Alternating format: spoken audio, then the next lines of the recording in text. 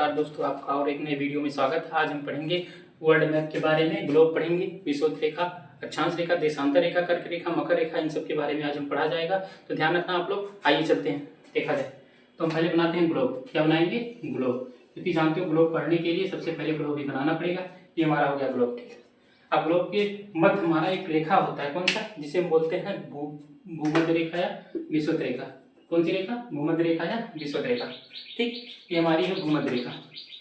भूमध्य रेखा, ठीक, ये हो गया। या फिर इसी को कहते हैं विषुवत रेखा। विषुवत रेखा, ये हो गया। ध्यान देना आप लोग। भूमध्य रेखा नाम क्यों पड़ा? क्योंकि ये पृथ्वी के मध्य भाग से होकर जाती है, इसलिए इसका नाम भूमध्य रेखा है। या फिर ऐसा कह सकते हैं कि पृथ्वी को दो बराबर भागों में बांटने वाली जो रेखा होती है उसे हम भूमध्य रेखा कहते हैं। ठीक, तो इसका एक प्रकार से परिभाषा निकल कर आ गया कि जो पृथ्वी को दो बराबर भागों में बांटती है उसे क्या कहते हैं? भूमध्य रेखा या विषुवत रेखा। ठीक, तो दो भागों में जब हम बांट देते हैं पृथ्वी को तो दो नाम निकल कर आता है। कौन कौन सा?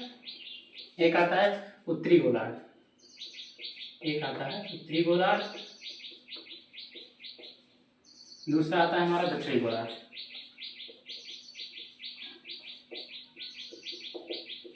दक्षिणी गोलार्ध, ये हो गया। ऊपर वाले भाग का नाम उत्तरी गोलार्ध, नीचे वाले भाग का नाम दक्षिणी गोलार्ध। तो हमारा इतना नॉर्मल सा हो गया। और इसमें दिशा आप लोग को बताया गया था कि ये हमारा ईस्ट है, ये हमारा वेस्ट है, तो ये हमारा नॉर्थ होता है और ये हमारा साउथ। ठीक, ये बताया गया था आप लोग को पहले ही, तो ध्यान दीजिएगा। अब इसमें एक रेखा खींची जा रही है, कहाँ पर? 23.5 अंश ऊपर। ये 23.5 अंश ऊपर हो गए। इसी तरह सेम 23.5 अंश नीचे, और फिर 66.5 अंश नीचे, फिर 66.5 अंश ऊपर। ये हो गया हमारा रेखा तैयार। तब यहाँ हम नाम लिखेंगे।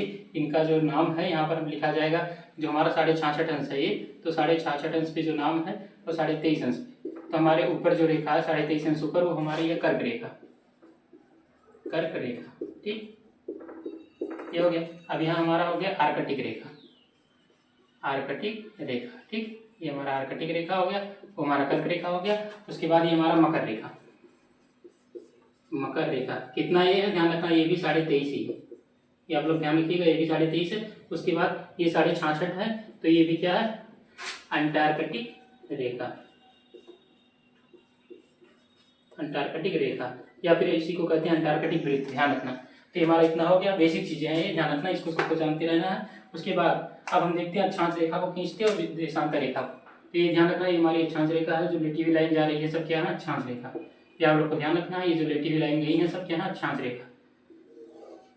ये देखो, ये सब क्या है? अक्षांश रेखा है। जितनी भी खींची जा रही है सब अक्षांश रेखा। अब हम खींचते हैं देशांतर रेखा। ऊपर से नीचे की ओर जो आएगी हमारी देशांतर रेखा। ये ध्यान दीजिएगा आप लोग, थोड़ा तभी समझ पाएंगे। बहुत कठिन नहीं है, याद रखने का ये तरीका अच्छा सा। ये हो गया, ये हो गया। ठीक, ये देखो, अब इसमें हमें पता चल रहा है कि कुछ बनकर तैयार हो गया है। तो ये जो हमारा ये वाली लाइन है, इसको हम बोलते हैं देशांतर रेखा। जो ऊपर से नीचे आई है उसको हम बोलते हैं देशांतर रेखा। और ये जो हमारी लेटी हुई लाइन है इसको हम बोलते हैं अक्षांश रेखा। अक्षांश रेखा। तो देखा जाए तो भूमध्य रेखा भी या विषुवत रेखा भी जो है एक प्रकार से लेटी लाइन है ना, तो इसे हम क्या कह सकते हैं? ये भी हमारी एक क्या है? अक्षांश रेखा। इसी को बोला जाता है 0 डिग्री अक्षांश।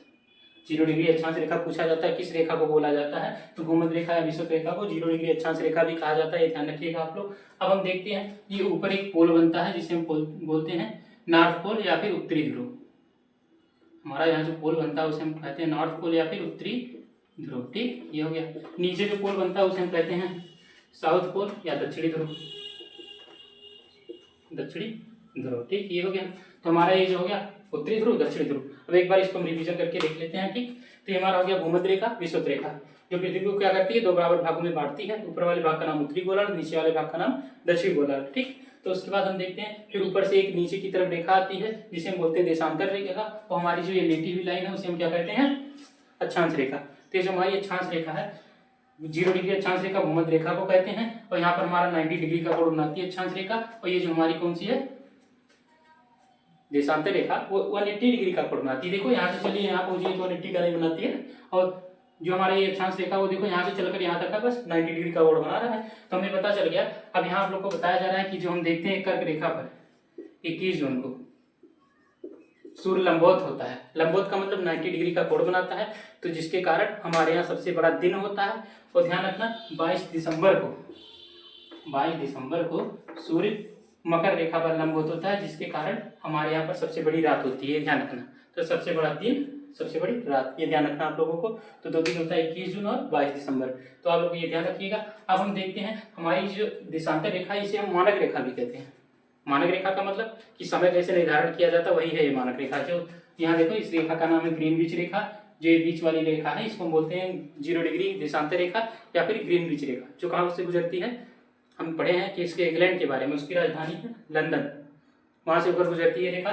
तो यहाँ से हमारे जो हमारा समय है उसमें काफी अंतर आता है, 5.5 घंटे का अंतर आ जाता है। ये जो 0 डिग्री देशांतर रेखा है, वहां से हमारे समय के बीच में काफी डिफरेंट आता है, ध्यान रखिएगा आप लोग। तो अभी तो हमारा बस इतना ही ग्रुप पढ़ेंगे, उसके बाद अगले वीडियो में फिर पढ़ेंगे हम किसके बारे में, अपने भारत की भौगोलिक स्थिति के बारे में। तो आप लोग हमें ऐसे सपोर्ट बनाए रखिएगा, हमारे चैनल को सब्सक्राइब करिएगा।